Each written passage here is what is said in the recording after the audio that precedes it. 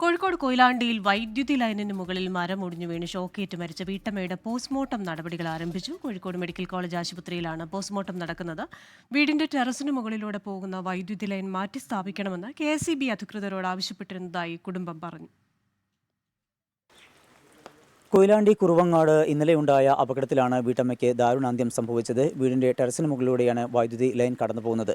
അതിന് മുകളിലേക്ക് ശക്തമായ കാറ്റിൽ മരം പൊട്ടി വീഴുകയായിരുന്നു. ആ വൈദ്യുതി ലൈനാണ് അവരുടെ മുറ്റത്തേക്ക് പതിച്ചത്.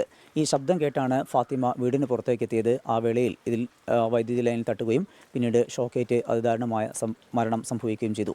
ഈ സംഭവവുമായി ബന്ധപ്പെട്ട് കുടുംബാംഗങ്ങൾ പറയുന്നത് പല തവണ ഇവിടെ ഈ വിഷയം, ഈ ടെറസിന് മുകളിലൂടെ പോകുന്ന വൈദ്യുതി ലൈൻ മാറ്റണം എന്ന ആവശ്യം KSEB ഉദ്യോഗസ്ഥരെ അറിയിച്ചിരുന്നു. പക്ഷേ അത്തരത്തിലുള്ള ഒരു നടപടിയും ഉണ്ടായില്ല. അതാണ് ഇത്തരമൊരു സംഭവത്തിന് ഇടയാക്കിയത് എന്നാണ് കുടുംബങ്ങളും നാട്ടുകാരും പറയുന്നത്. ഈ ദൃശ്യങ്ങൾ കാണുന്ന പോലെ ഈ മരം ഈ ഭാഗത്തേക്കാണ് പൊട്ടി വീണത്. ഒപ്പം തന്നെ ഇതിൻ്റെ ആ ഭാഗത്തോട് ചേർന്നുള്ള ഭാഗത്ത് വൈദ്യുതി ലൈനും പൊട്ടി വീണു. അങ്ങനെയാണ് ഈ അപകടം ഉണ്ടായിരിക്കുന്നത്. ഇപ്പോൾ ഫാത്തിമയുടെ മൃതദേഹം കോഴിക്കോട് മെഡിക്കൽ കോളേജിലാണുള്ളത്. അവിടെയായിരിക്കും പോസ്റ്റ്മോർട്ടം നടപടികൾ ഉണ്ടാവുക. പോസ്റ്റ്മോർട്ടം നടപടികൾക്ക് ശേഷം വൈകിട്ട് 4 മണിയോടുകൂടെ ഈ വീടിനോട് 100 മീറ്റർ അകലെയാണ് കുറുവങ്ങാട് ജുമാ മസ്ജിദ് ഉള്ളത്. കുറുവങ്ങാട് ജുമാ മസ്ജിദിൽ ആയിരിക്കും ഖബറടക്കം ഉണ്ടാവുക. അതിൻ്റെ ആവശ്യമായിട്ടുള്ള നടപടികളെല്ലാം തന്നെ ഇവിടെ പൂർത്തീകരിച്ചു വരികയാണ്. മെഡിക്കൽ കോളേജിൽ നിന്ന് പോസ്റ്റ്മോർട്ടത്തിന് ശേഷം മൃതദേഹം വിട്ടുകിട്ടും. അതിനുശേഷമായിരിക്കും തുടർ നടപടികൾ ഉണ്ടാവുക. കൊയിലാണ്ടിയിൽ നിന്ന് അബിത്തിനൊപ്പം സമീർ സി മുഹമ്മദ്, 24.